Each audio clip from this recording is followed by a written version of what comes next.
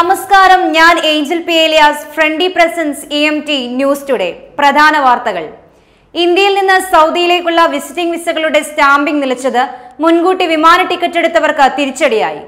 കഴിഞ്ഞ വെള്ളിയാഴ്ച ഒരു വിധത്തിലുള്ള പാസ്പോർട്ട് വിസ സ്റ്റാമ്പിംഗും ഉണ്ടാവില്ലെന്ന അറിയിപ്പ് ട്രാവൽ ഏജന്റുമാർക്ക് കോൺസുലേറ്റിൽ നിന്നുമാണ് ലഭിച്ചത്. നൂറുകണക്കിന് യാത്രക്കാരുടെ യാത്രയാണ് ഇതോടെ അനിശ്ചിതത്വത്തിലായത്. ശനി ഞായർ അവധിയായതിനാൽ തിങ്കളാഴ്ച മാത്രമേ ഇനി കോൺസുലേറ്റ് പ്രവർത്തിക്കൂ.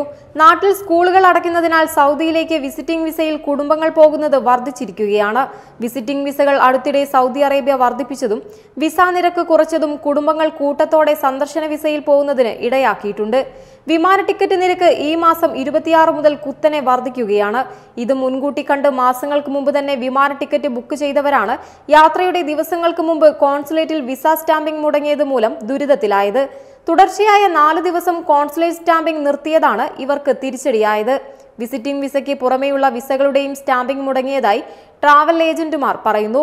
ഈ മാസം 30 വരെയുള്ള വിമാന ടിക്കറ്റ് ബുക്ക് ചെയ്തവരാണ് സ്റ്റാമ്പിൽ നടത്തിയ പാസ്പോർട്ടിനായി കാത്തിരിക്കുന്നത്. News today, Riyadh.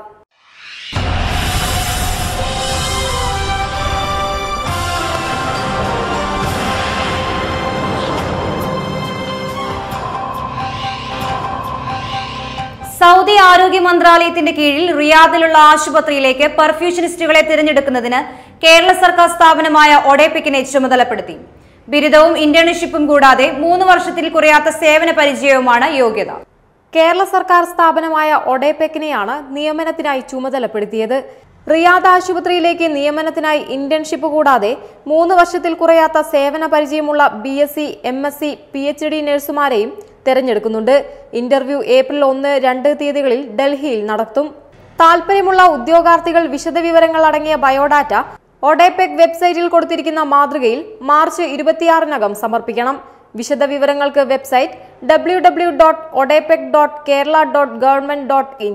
News today, Riyadh.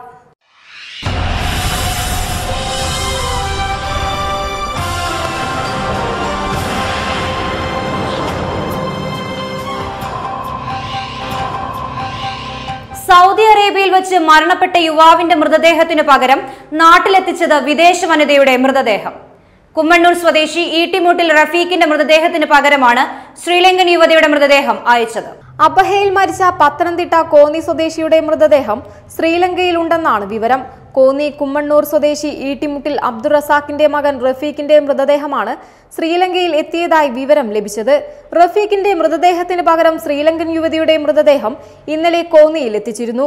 മൃതദേഹം അടക്കം ചെയ്ത പെട്ടി രാവിലെ തുറന്നു നോക്കിയപ്പോഴാണ് മൃതദേഹം മാറിയതായി വ്യക്തമായത്. ശ്രീലങ്കൻ യുവതി ബന്ദാര മനേഗി ബാലേജിയുടെ മൃതദേഹമായിരുന്നു ഇത്. തുടർന്ന് ബന്ദാരയുടെ കുടുംബവുമായി ബന്ധപ്പെട്ടപ്പോഴാണ് റഫീഖിന്റെ മൃതദേഹം ശ്രീലങ്കയിലുണ്ടെന്ന് വിവരം ലഭിച്ചത്. ഇത് ഉടൻ നാട്ടിലെത്തിക്കുന്നതിനുള്ള നടപടിക്രമങ്ങൾ തുടങ്ങിയതായി ബന്ധപ്പെട്ടവർ അറിയിച്ചു. അബഹയിൽ ഡ്രൈവറായി ജോലി ചെയ്തു വരികയായിരുന്ന റഫീഖ് കഴിഞ്ഞ മാസം 27-നാണ് ഹൃദയാഘാതത്തെ തുടർന്ന് മരിച്ചത്. നടപടിക്രമങ്ങൾ പൂർത്തിയാക്കി സൗദി എയർലൈൻസ് വിമാനത്തിൽ മൃതദേഹം നെടുമ്പാശ്ശേരി വിമാനത്താവളത്തിൽ എത്തിച്ചു. ഇവിടെ നിന്ന് ബന്ധുക്കൾ മൃതദേഹം ഏറ്റുവാങ്ങുകയും വൈകിട്ട് വീട്ടിലെത്തുകയും ചെയ്തു. സംസ്കാര ചടങ്ങുകൾക്കായി മൃതദേഹം അടക്കം ചെയ്ത പെട്ടി രാവിലെ തുറന്നു നോക്കിയപ്പോഴാണ് മൃതദേഹം മാറിയ വിവരം ബന്ധുക്കൾക്ക് മനസ്സിലാവുന്നത്. ഇതോടെ വിവരം പോലീസിനെ അറിയിച്ചു.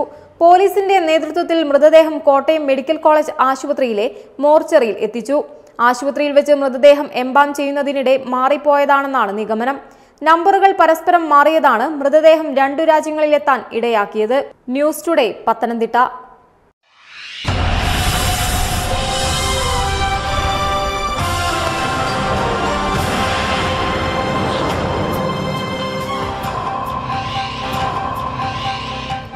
ലോകത്തിന് തന്നെ മാതൃകയാകുകയാണ് ന്യൂസിലൻഡിൽ ഭീകരാക്രമണം നടത്തിയ കുറ്റവാളിയുടെ അമ്മ. തന്റെ മകൻ യാതൊരു ദയയും അർഹിക്കുന്നില്ലെന്നും ഏറ്റവും വലിയ ശിക്ഷയായ വധശിക്ഷ തന്നെ നൽകണമെന്നും ലോകത്തെ ആശ്ചര്യപ്പെടുത്തി ഈ അമ്മ പറയുന്നു. ന്യൂസിലാൻഡിലെ ക്രൈസ്റ്റ് ചർച്ചിലുണ്ടായ ഭീകരാക്രമണം ലോകത്തെ തന്നെ കണ്ണീരിലാഴ്ത്തിയ ദുരന്തമായിരുന്നു. 50 പേർ മരണപ്പെട്ട ആക്രമണത്തെ ലോകം ഞെട്ടലോടെയാണ് കേട്ടത്. ആക്രമണ പശ്ചാത്തലത്തിൽ നിരവധി പേരാണ് ഇരയായവർക്ക് ഐക്യദാർഢ്യം പ്രഖ്യാപിച്ചും പ്രാർത്ഥനയിൽ പങ്കെടുത്തും ന്യൂസിലാൻഡിനൊപ്പം നിന്നത്. ആക്രമണം നടത്തിയ ബ്രണ്ടൻ ടെറന്റിന്റെ കുടുംബാംഗങ്ങളും ആക്രമണത്തിനെതിരെ പരസ്യമായി രംഗത്തെത്തിയിരുന്നു. തന്നെ ഏറെ വേദനിപ്പിച്ച പ്രവൃത്തിയാണ് മകൻ ചെയ്തതെന്നും വധശിക്ഷ തന്നെയാണ് അവൻ അർഹിക്കുന്നതെന്നും പ്രമുഖ ദേശീയ മാധ്യമത്തിനു നൽകിയ അഭിമുഖത്തിൽ ബ്രണ്ടറിന്റെ അമ്മ പ്രതികരിച്ചു. ഒരമ്മയ്ക്കും താങ്ങാൻ കഴിയാത്ത വേദനയാണ് മകൻ സമ്മാനിച്ചതെന്നും ഇടറുന്ന ശബ്ദത്തിൽ കണ്ണീരണിഞ്ഞ് ആ അമ്മ പറയുന്നു. ന്യൂസിലൻഡ് ആക്രമണത്തിന്റെ പശ്ചാത്തലത്തിൽ പ്രധാനമന്ത്രി ജസീന്ത ആർഡൻ സ്വീകരിച്ച നിലപാടുകളും ശ്രദ്ധ പിടിച്ചുപറ്റുന്നതായിരുന്നു. ഭീകരന്റെ പേരുച്ചരിച്ച് പ്രശസ്തി നേടിക്കൊടുക്കില്ലെന്ന് പറഞ്ഞ ജസീന്ത ഇരകൾക്കൊപ്പമാണ് താനെന്ന് ഉറച്ച നിലപാടെടുത്തു. പാർലമെന്റിൽ ഖുർആൻ പാരായണം നടത്തിയും സലാം പറഞ്ഞ് അഭിസംബോധന ചെയ്തും ജസീന്ത വ്യത്യസ്തയായി. ഇരകൾക്ക് ഐക്യദാർഢ്യം പ്രഖ്യാപിച്ച് വെള്ളിയാഴ്ച ഔദ്യോഗിക റേഡിയോയിലും ടിവിയിലും ഉയർന്ന ബാങ്കുവിളിയും മതമൈത്രിയുടെയും മാനവിക സ്നേഹത്തിന്റെയും ഉത്തമ ഉദാഹരണമായി. News today international.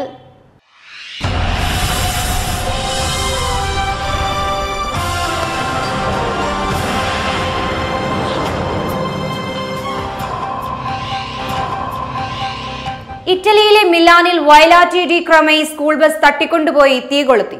പോലീസിന്റെ സാഹസിക ഇടപെടലാണ് ബസ്സിലുണ്ടായിരുന്ന 51 കുട്ടികളെയും രക്ഷിച്ചത്. സ്കൂളിൽ നിന്നും കുട്ടികളെ ജിമ്മിലേക്ക് കൊണ്ടുപോകുമ്പോഴാണ് സംഭവം നടന്നത്. കുട്ടികളിൽ ചിലരെ ബസ്സിനുള്ളിൽ കെട്ടിയിട്ടിരിക്കുകയായിരുന്നു. ഏതാനും കുട്ടികൾക്ക് നിസാര പരിക്കേറ്റു. 14 പേർക്ക് ശ്വാസതടസ്സം അനുഭവപ്പെട്ടു. ഇറ്റാലിയൻ പൗരത്വമുള്ള 47-കാരനായ ഡ്രൈവർക്ക് ഇറ്റലിയുടെ അഭയാർത്ഥി നയത്തിൽ പ്രതികാരമുണ്ടായതാണ് ആക്രമണത്തിന് കാരണമെന്ന് പോലീസ് പറയുന്നു. ബസ്സിലുണ്ടായിരുന്ന ഒരു കുട്ടി മാതാപിതാക്കളെ വിവരം അറിയിച്ചതോടെ മാതാപിതാക്കൾ പോലീസിനെ വിവരം അറിയിക്കുകയായിരുന്നു. ബസ്സിൽ കുട്ടികളുടെ അധ്യാപകനും ഉണ്ടായിരുന്നു.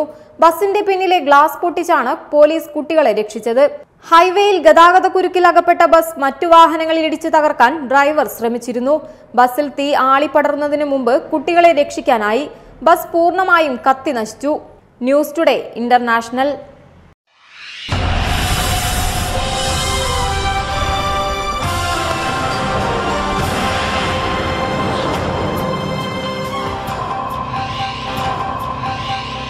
പ്രളയക്കെടുതിയിൽ തകർന്ന കേരളത്തിന്റെ പുനർനിർമ്മിതിക്ക് മുഖ്യമന്ത്രിയുടെ ദുരിതാശ്വാസ നിധിയിലേക്കുള്ള റിയാദ് കേളി കലാ സാംസ്കാരിക വേദിയുടെ 2ാം ഘട്ട സഹായധനം മുഖ്യമന്ത്രി പിണറായി വിജയന് കൈമാറി. മുഖ്യമന്ത്രിയുടെ ഓഫീസിൽ മുഖ്യ രക്ഷാധികാരി കമ്മിറ്റി അംഗം KPM സാദിഖാണ് ചെക്ക് കൈമാറിയത്.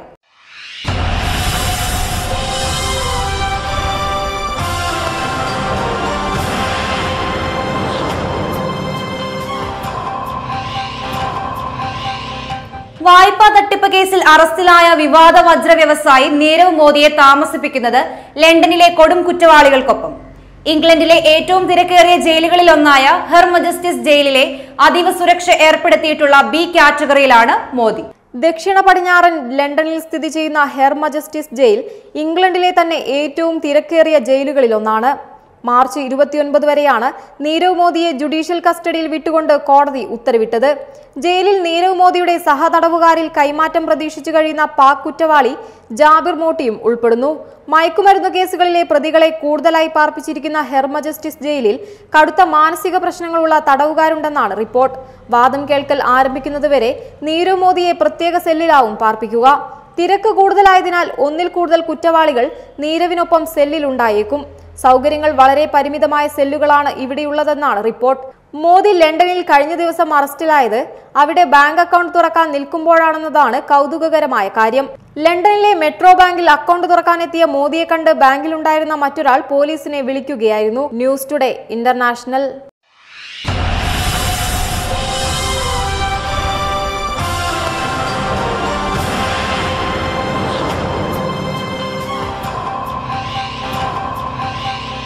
കൊല്ലത്ത് രാജസ്ഥാനി പെൺകുട്ടിയെ തട്ടിക്കൊണ്ടുപോയ കേസിൽ 4 പേർക്കെതിരെ പോലീസ് പോക്സോ ചുമത്തി. മുഖ്യപ്രതിയായ മുഹമ്മദ് റോഷൻ, കുറ്റവാളികളായ വിപിൻ, പ്രവീൺ, പ്യാരി എന്നിവരെ പോലീസ് വിശദമായി ചോദ്യം ചെയ്ത ശേഷം കോടതിയിൽ ഹാജരാക്കും. പെൺകുട്ടി ഇതര സംസ്ഥാനത്ത് നിന്നുള്ളതായതിനാൽ വിഷയം ദേശീയ തലത്തിലേക്ക് എത്തുമെന്നാണ് സൂചന. ഇതിനിടെ തട്ടിക്കൊണ്ടുപോകാൻ നേതൃത്വം നൽകിയ ക്രിമിനൽ കേസ് പ്രതി പ്യാരിക്കെതിരെ കാപ്പ ചുമത്തും. പെൺകുട്ടിയെ കണ്ടെത്താൻ ബാംഗ്ലൂരു കേന്ദ്രീകരിച്ച് പോലീസ് അന്വേഷണം ഊർജിതമാക്കിയിട്ടുണ്ട്. കളിമൺ ശില്പ നിർമ്മാതാക്കളായ രാജസ്ഥാനി കുടുംബത്തിലെ പെൺകുട്ടിയെ കഴിഞ്ഞ തിങ്കളാഴ്ച രാത്രി വീട്ടിൽ അതിക്രമിച്ചു കയറിയ 4 അംഗ സംഘം തട്ടിക്കൊണ്ടുപോയെന്നാണ് പരാതി. വലിയ കുളങ്ങരയിൽ ഇവർ താമസിച്ചിരുന്ന ഷെഡിന് മുന്നിലെത്തിയ 4 അംഗ സംഘം പിതാവിനെ മർദ്ദിച്ച ശേഷം 13-കാരിയായ കുട്ടിയെ കടത്തിക്കൊണ്ടുപോവുകയായിരുന്നു. പെൺകുട്ടിയെ കണ്ടെത്താൻ കഴിയാത്ത പോലീസ് നടപടിയിൽ വ്യാപക പ്രതിഷേധം ഉയരുകയാണ്. UDF BJP പ്രവർത്തകർ പോലീസ് സ്റ്റേഷൻ മാർച്ച് നടത്തി. ന്യൂസ് ടുഡേ കൊല്ലം.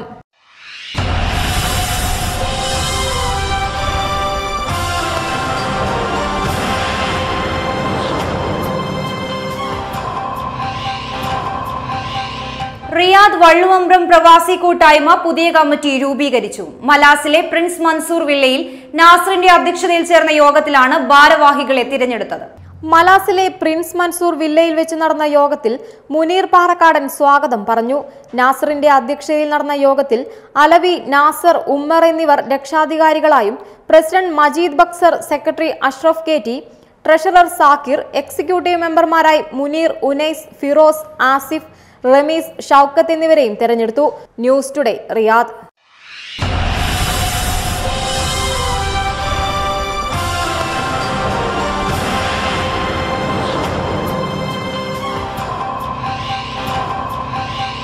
മാർച്ച് 22 ലോക ജലദിനം. ജലം ഓരോ തുള്ളിയും സൂക്ഷിച്ചുപയോഗിക്കേണ്ടതിന്റെ ആവശ്യകതയെ ലോക ജനതയെ മനസ്സിലാക്കുകയാണ് ജലദിനാചരണത്തിന്റെ ലക്ഷ്യം. ഓരോ ജലദിനവും ഓരോ ഓർമ്മപ്പെടുത്തലാണ്. നാളേക്ക് ഒരു തുള്ളി വെള്ളം കരുതണമെന്ന ഓർമ്മപ്പെടുത്തൽ. കുടിവെള്ളത്തിന് സ്വർണത്തേക്കാൾ വില വരുന്ന കാലത്തേക്കാണ് ഇന്ന് ലോകം മാറിക്കൊണ്ടിരിക്കുന്നത്. ജനസംഖ്യ വർദ്ധിക്കുകയും ഭൂമിയിൽ ജലം കുറയുകയും ചെയ്യുന്ന സ്ഥിതിയാണ് നിലവിൽ.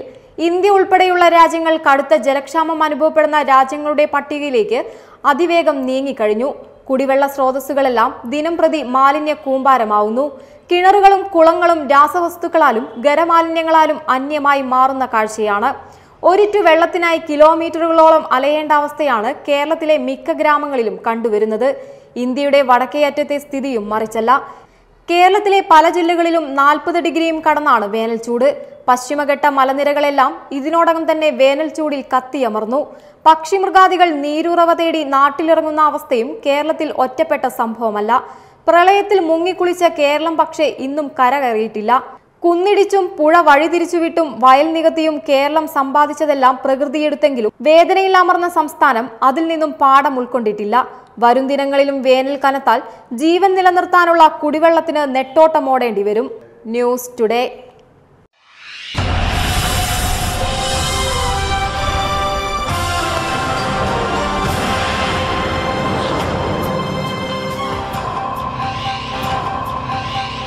ന്യൂസ് ടുഡേ മുഖാമുഖം പരിപാടിയിൽ ഇന്ന് നമ്മുടെ അതിഥിയായി വന്നെത്തിയ ഡോക്ടർ പോൾ തോമസ് PhDയെ നമുക്ക് സ്വാഗതം ചെയ്യാം. പ്രമുഖ മനഃശാസ്ത്രജ്ഞനും സർട്ടിഫൈഡ് ഇന്റർനാഷണൽ മാസ്റ്റർ ട്രെയിനറും ബിസിനസ് കൺസൾട്ടന്റും NLB ട്രെയിനറും പ്രഭാഷകനുമായ ഡോക്ടർ പോൾ തോമസ് പ്രവാസി വിഷയങ്ങളെ വളരെ ഗൗരവപൂർവ്വം സമീപിക്കുന്നു. പ്രവാസ ലോകത്തെ ആശങ്കകൾക്കും പ്രശ്നങ്ങൾക്കും പരിഹാര നിർദ്ദേശവുമായി ഡോക്ടർ പോൾ നമ്മോടൊപ്പമുണ്ട്. എന്താണ് അദ്ദേഹത്തിന് നമ്മോട് പറയാനുള്ളതെന്ന് നമുക്ക് കേൾക്കാം. ന്യൂസ് ടുഡേയുടെ നമ്മുടെ ഇന്നത്തെ അതിഥിയായിട്ട് നമുക്ക് വന്നെത്തിയിരിക്കുന്നത് പ്രമുഖ മനഃശാസ്ത്രജ്ഞനും അതേപോലെ തന്നെ NLP വിദഗ്ധനും ഒട്ടേറെ മേഖലകളിൽ തൻ്റെ കഴിവ് തെളിയിച്ച ലോകമെമ്പാടും പ്രശസ്തനായിട്ടുള്ള ഡോക്ടർ പോൾ തോമസ്. പ്രവാസ ലോകത്ത് ഒട്ടേറെ ആശങ്കകൾ നടത്തിക്കൊണ്ടിരിക്കുന്ന പൊള്ളുന്ന വിഷയങ്ങളെ കുറിച്ചിട്ട് തന്നെയാണ് നമ്മൾ ഇന്ന് അദ്ദേഹവുമായിട്ട് പങ്കുവെക്കുന്നത്.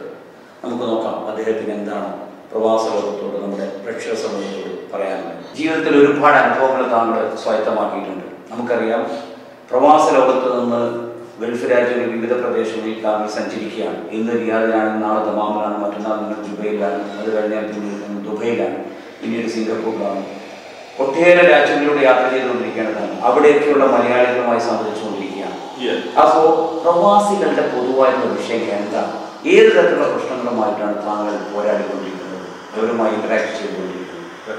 പൊതുവെ ഈ ലോകത്തിൽ എവിടെ പോയാലും മലയാളികളുടെ എല്ലാം ഒരു വിഷയം എന്ന് പറയുന്നത് വളരെ ആൻസൈറ്റിയാണ്. അവർക്ക് ഫ്യൂച്ചറിനെ പറ്റിയിട്ടുള്ള അമിതമായിട്ടുള്ള ഒരു ഉത്കണ്ഠയാണ്, ആശങ്കയിലാണ്. അതുകൊണ്ട് അവിടെ പ്രസന്റിൽ ജീവിക്കുന്നില്ല. ഒന്നെങ്കിൽ കഴിഞ്ഞ കാലങ്ങളെ ഓർത്ത് അവർ വളരെയധികം ദുഃഖിക്കുന്നു, അല്ലെങ്കിൽ വരാൻ പോകുന്ന വളരെ പോസിറ്റീവായിട്ട് നടക്കാൻ വിദൂര സാധ്യതയുള്ള കാര്യങ്ങളെ പറ്റി പോലും അവർ കരുതുന്നത് ഒരു സാധ്യതയില്ലായിരുന്നു. അപ്പൊ അതുകൊണ്ട് വരാൻ പോകുന്ന കാര്യങ്ങളെ പറ്റിയിട്ടുള്ള അമിതമായിട്ടുള്ള ഉത്കണ്ഠ, അത് ഏറ്റവും പ്രധാനപ്പെട്ട കുട്ടികളെ പറ്റിയിട്ടുള്ളതും അതേപോലെ അവരുടെ സാമ്പത്തിക മേഖലയെ പറ്റിയിട്ടൊക്കെ ഉള്ള ധാരാളമായിട്ടുള്ള ഉത്കണ്ഠകളാണ്. ഈ കുട്ടികളെ പറ്റിയിട്ടുള്ള ഉത്കണ്ഠ എന്ന് പറയുന്നത് നമ്മൾ അവരെ പറ്റി ആലോചിക്കുമ്പോൾ ആ കുട്ടി എത്ര വയസ്സായി എന്നൊക്കെ നമ്മൾ ചോദിക്കുമ്പോൾ ചിലപ്പോൾ അവരുടെ ഉത്തരം നമ്മളെ വല്ലാതെ അത്ഭുതപ്പെടുന്നു. കാരണം കുട്ടി ജനിച്ച് ചിലപ്പോൾ 1 മാസമായിട്ടുണ്ടാവുള്ളൂ. അപ്പോഴും അവരുടെ കുട്ടിയെ പറ്റിയിട്ടുള്ള ആശങ്കയാണ്. അപ്പം ഇതേപോലെ എല്ലാ മേഖലയിലും, അത് സാമ്പത്തിക മേഖലയിലുണ്ട്, അതേപോലെ തന്നെ കുട്ടികളുടെ ഭാവിയെ പറ്റിയിട്ടുണ്ട്. അങ്ങനെ വളരെയധികം മേഖലകളിൽ ജനറലി നമുക്ക് പറയാൻ സാധിക്കുന്നത് ഒത്തിരിയധികം ഉത്കണ്ഠയാണ്, ആശങ്കയാണ് ഇവർക്കുള്ളത്. ലീവ് ദ പ്രസന്റ്, അത് മാത്രമേ അതിനൊരു സൊല്യൂഷൻ ഉള്ളൂ. ഇപ്പൊ നമുക്കറിയാം വർത്തമാന കാലഘട്ടത്തിൽ ജീവിക്കാം. വളരെ മനോഹരമായ ഒരു ബുക്കുണ്ട്, എർക്കാത്ത് ടോൾ എഴുതിയ ഒരു ബുക്കാണ് ദ പവർ ഓഫ് നൗ. അതിൽ അദ്ദേഹം പറയുന്ന ലോകത്തിലുള്ള എല്ലാ വ്യക്തികളുടെയും പ്രശ്നം ഒറ്റ പ്രശ്നമുള്ളൂ, അത് ആരും പ്രസന്റിൽ ജീവിക്കുന്നില്ല. വരാൻ പോകുന്ന കാര്യത്തെ പറ്റിയുള്ള ഉത്കണ്ഠയാണ്. ആൻഡ് ഇവർക്ക് ഒരു ഉറപ്പില്ല ഈ വരാൻ പോകുന്നത് ദുരന്തമാണ് എന്ന്. എപ്പോഴും സംഭവിക്കുന്നത് വരാൻ പോകുന്നത് നല്ല കാര്യം മാത്രമാണ് വരാൻ പോകുന്നുള്ളൂ. പക്ഷെ ഇവിടെ വലിയൊരു അപകടമുണ്ട്. നമ്മളെല്ലാവരും കാണേണ്ട, പ്രത്യേകിച്ച് ഞാൻ പറയാം ഏഷ്യൻസ് ആയിട്ടുള്ള ആൾക്കാര് വളരെയധികം ഗൗരവമായിട്ട് ചിന്തിക്കേണ്ട ഒരു മേഖലയുണ്ട്. ഈ മൈൻഡിന്റെ പ്രവർത്തനമാണ് അത്. അതായത് നമുക്ക് ബോധ മനസ്സും അബോധ മനസ്സോ എന്നൊക്കെ നമുക്ക് എല്ലാവർക്കും അറിയാവുന്ന ഒരു ടേംസ് ആണ്, ബോധ മനസ്സ് അബോധ മനസ്സ്. അപ്പൊ നമ്മൾ ഈ നെഗറ്റീവായിട്ട് ഇങ്ങനെ ചിന്തിച്ചുകൊണ്ടിരുന്നാൽ, അതായത് വരും കാലങ്ങളിൽ വലിയ അപകടം ഉണ്ടാകും അല്ലെങ്കിൽ വലിയധികം ദുരന്തം ഉണ്ടാകും എന്ന് ചിന്തിച്ചുകൊണ്ടിരിക്കുമ്പോൾ നമ്മുടെ അബോധ മനസ്സ് കരുതുന്നത് കോൺഷ്യസ് മൈൻഡ് ആയിട്ടുള്ള മാസ്റ്റർ മൈൻഡിന് വേണ്ടത് ഇങ്ങനെയാണ് എന്ന് കരുതി അൺകോൺഷ്യസ് മൈൻഡ് നമുക്ക് എങ്ങനെയും കഷ്ടപ്പെട്ട് ആ ദുരന്തം ഉണ്ടാക്കിക്കൊണ്ടത്. അത് വലിയൊരു അപകടമാണ്. എന്ന് പറഞ്ഞാൽ നമ്മളാണ് അത് ജനറേറ്റ് ചെയ്യുന്നത്, നമ്മളാണ് അത് ഉണ്ടാക്കുന്നത്. അപ്പൊ ഈ ആൻസൈറ്റി അല്ലെങ്കിൽ ഈ ഉത്കണ്ഠ ഇങ്ങനെയുള്ള ആകാംക്ഷയൊക്കെ മൂലം ഈ ഭാവിയിലേക്ക് സത്യത്തിൽ നമ്മൾ ചെയ്യുന്ന എന്താണ്, നമ്മള് ദുരന്തത്തെ ഇൻവൈറ്റ് ചെയ്യുന്നത്, നമ്മളെ ക്ഷണിച്ചു വരുത്തുകയാണ്. നമുക്കൊന്ന് ആലോചിച്ചു, നമ്മൾ രാത്രിയിൽ യാത്ര ചെയ്യുമ്പോൾ എത്ര കിലോമീറ്റർ അകലമുള്ള വഴിയാണെങ്കിലും നമ്മൾ ഏറ്റവും ആദ്യം കാണുന്നത് ആദ്യത്തെ 50, 100 അല്ലെങ്കിൽ 200 മീറ്ററോ ഫീറ്റോ മാത്രമേ കാണുന്നുള്ളൂ. അത് നമ്മൾ കണ്ടിട്ട് അവിടെ ചെല്ലുമ്പോൾ അടുത്തതിലേക്ക് കൊണ്ടുപോവുകയാണ് ചെയ്യുന്നത്. അതേപോലെ ഭാവിയെ പറ്റിയുള്ള നമ്മുടെ ഉത്കണ്ഠയിൽ നമ്മൾ മനസ്സിലാക്കേണ്ടത് ഭാവിയൊന്നും വളരെ പ്രകാശം നൽകുന്നതാണ്, അന്ധകാരമല്ല. പക്ഷെ നമ്മൾ മനസ്സിന്റെ അന്ധകാരത്തിലൂടെ പോയി നമ്മൾ ഇൻവൈറ്റ് ചെയ്യുകയാണ് ഈ അന്ധകാരത്തെ. അപ്പൊ നമ്മൾ ആഗ്രഹിക്കുന്നത് സ്വാഭാവികമായിട്ടും അത് നമുക്കറിയാം ഫിസിക്സ് ആണ്. നമ്മൾ ആഗ്രഹിക്കുന്നത്, നമ്മൾ ചിന്തിക്കുമ്പോഴെല്ലാം എനർജിയുണ്ട്. അപ്പൊ നമ്മൾ ആ നെഗറ്റീവ് എനർജിയാണ് എന്ത് ചെയ്യുന്നത്, നമ്മുടെ ഫ്യൂച്ചറിലേക്ക് നമ്മൾ അയക്കുകയാണ്. അപ്പൊ അതിന്റെ മാനിഫെസ്റ്റേഷൻ നമ്മളിലേക്ക് കടന്നു വരികയാണ്. അതാണ് ഇന്ന് പ്രത്യേകിച്ച് ഞാൻ പറയുന്നത് മലയാളി സമൂഹം എന്തുകൊണ്ടും ആ ഒരു തരത്തിലേക്ക് പോവുകയാണ്. എനിക്ക് തോന്നുന്നത് അത് സ്കൂളിൽ തൊട്ടതിന് ഈ യങ് തലമുറയിലേക്ക് അല്ലെങ്കിൽ നമ്മുടെ കുഞ്ഞുങ്ങളിലേക്ക് പല രൂപത്തിലും ഭാവത്തിലും അത് കൊടുക്കുകയാണ്. പേരൻസും അതേപോലെ അധ്യാപകരും സമൂഹവും കൂടെ ചേർന്ന് അങ്ങനെ ഒരു ഫീലാണ് ഈ കുട്ടികൾക്ക് കൊടുത്തുകൊണ്ടിരിക്കുന്നത്. ഈ ആശങ്ക പരിഹരിക്കാൻ ഒരു പരിധി വരെ മതവിശ്വാസ സഹായകരമാണല്ലോ. ഞാൻ കാണുന്നത് യഥാർത്ഥ മതവിശ്വാസികൾക്ക് കുറച്ചുകൂടെ ഒരു ധൈര്യം, കുറച്ചുകൂടെ ഒരു അവര് കോൺഫിഡന്റ് ആണ് ലൈഫിൽ എന്ന് എനിക്ക് തോന്നുന്നു. എന്താണ് താങ്കളുടെ അഭിപ്രായം? 100% ശരിയാണ്. കാരണം അവരെ സംബന്ധിച്ച് മതപരമായ ഏത് മതത്തിലുള്ള ആൾക്കാരാണെങ്കിലും അവർക്ക് അവരൊരു വിശ്വാസം നൽകുകയാണ്. ഞാൻ പ്രാർത്ഥിക്കുമ്പോൾ, ഞാൻ അള്ളാഹുവിനോട് പ്രാർത്ഥിക്കുമ്പോൾ അല്ലെങ്കിൽ ഞാൻ ദൈവത്തോട് പ്രാർത്ഥിക്കുമ്പോൾ ഞാൻ പ്രാർത്ഥിക്കുന്ന എന്റെ ദൈവം എന്റെ പ്രാർത്ഥന കേൾക്കും. അതുകൊണ്ട് തന്നെ അവർ അറിയാതെ തന്നെ അവരുടെ മനസ്സിലൊരു പോസിറ്റീവ് എനർജി ക്രിയേറ്റ് ചെയ്യുന്നു. അതുകൊണ്ട് തീർച്ചയായിട്ടും അതൊരു മതപരമായ വിശ്വാസങ്ങളും പ്രാർത്ഥന ജീവിതം വളരെ ശക്തമായ രീതിയിൽ അതിനെ സഹായിക്കും. തീർച്ചയായിട്ടും അതിന് 2 പക്ഷമില്ല. 100%